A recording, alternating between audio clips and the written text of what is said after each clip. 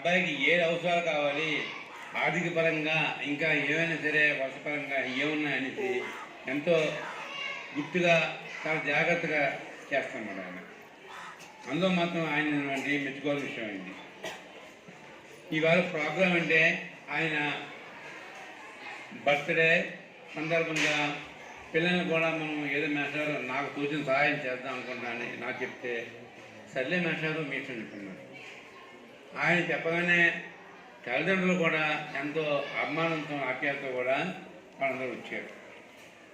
మీ పిల్లవాడిని మీరు చాలా జాగ్రత్తగా చూసుకుంటే ఆ పిల్లవాడి భవిష్యత్తు ఫ్యూచర్లో చాలా బాగుంటుంది.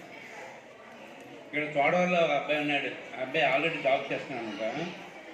ఆ అబ్బాయి కళ్ళు కనపడండి. మా అబ్బాయికి రోజు కూడా వెంకటేశ్వర స్వామి సుప్రభాతం చదువుతుంటాడు. మనం కంపల్సరీగా ఎంఎస్ సుబ్బలక్ష్మి ఏ విధంగా చదువుతుందో అలా చదువుతుంటాడు. ఇంకా విన్నా అనిపిస్తుంది అన్నట్టుగా ఉంటాను.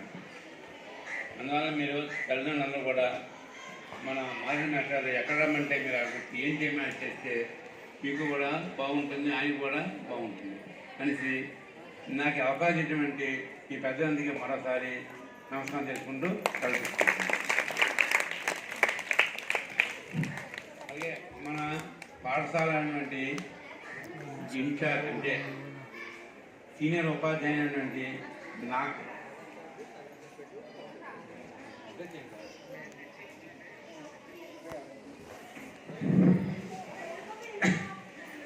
మన పాఠశాలకు చేసినటువంటి మన స్వామి మాస్టర్ లక్వరంలోని ఇంగ్లీష్ అసిస్టెంట్గా పనిచేస్తున్నారు. ఆయన యొక్క సభ ఉద్దేశించి మాట్లాడుతూ కోరుతున్నాను.